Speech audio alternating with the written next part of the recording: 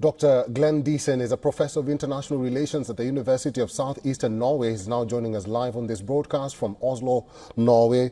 Dr. Diesen, good to see you and Happy New Year to you. Is it possible to understand what really President Volodymyr Zelensky wants? On one end, he's asking for a diplomatic way to end this war, but on the other, he's still provoking Moscow. Yeah, no, I think, well, he still wants to continue a long war, and I think this has been quite clear because he keeps warning against a peace, which would be too rushed. So again, this is what the Americans were indeed pushing in the beginning of 2022 when they sabotaged the peace agreement in Istanbul. As Zelensky himself recognized back then, the Americans and other Western countries wanted a long war because they could drain Russia, with using and of course then destroying as well Ukraine. But now that it looks as if Ukraine has no more to give, it appears that there's more and more resistance in the West to continue this war, then especially with Trump. But I think what Zelensky wants is definitely to continue this war. And in regards to this ATACMS, it has to be pointed out that for more than 2.5 years, the US didn't attack with ATACMS because it was considered too dangerous of an escalation. Only after Trump won, the United States began to attack with these ATACMS missiles. And again, it hasn't been much of a secret either that this has been an effort to prevent Trump from ending the war by escalating things somewhat out of control before he takes over. So it's a very dangerous situation the next 2+ weeks that's left of the Biden administration. Let's talk about those dangerous weeks that you speak of, Dr. Diesen. What is the short-term effect or impact of this counterattack by Ukraine? Well, it didn't have that much of a damage, it appears. According to Russia, all 8 ATACMS missiles against Belgorod were claimed to be intercepted. Now, but what makes this so dangerous is that Russia considers this to be a direct NATO attack on the Russian Federation. We keep referring them to simply supplying weapons. But again, as it's Americans who are operating these missiles, they're providing the targeting, the intelligence, and they're guided by American satellites.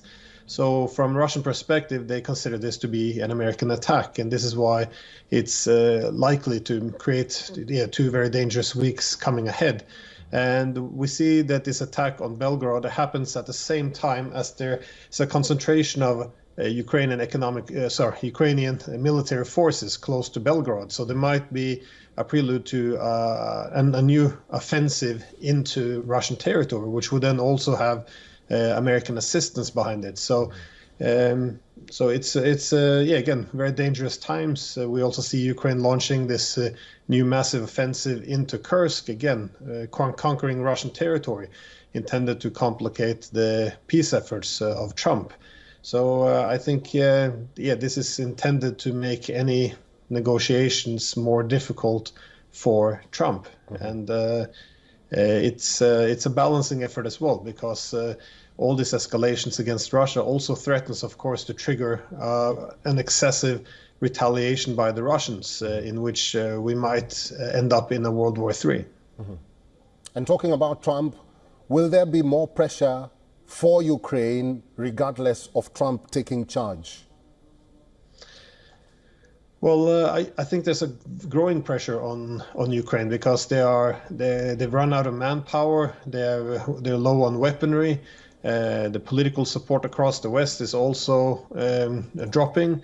Also, what in the Western media doesn't want to talk too much about is the fact that latest polling shows that only 16% of Ukrainians want to continue fighting. Even if you look at the polling across all of Ukraine, you can't find a single oblast anymore where you have a majority wanting to fight. So the discourse in Western capitals, which say, we have to support Ukraine, it's no longer coincides with reality, as most Ukrainians don't want to continue this war. And again, more and more Ukrainians, I believe, also see themselves as being used as a proxy by the West to go after the Russians. So I think it's a very yes, a lot of pressure growing now on Ukraine, which is why they also appear to be folding to the American demands of reducing the recruitment age down to 18-year-olds, so they can begin to also get the Ukrainian teenagers into the trenches. So there's it's going to be very, I think, destructive or disruptive to last week's. And again, a lot depends on how the Russians will respond to this attack as well.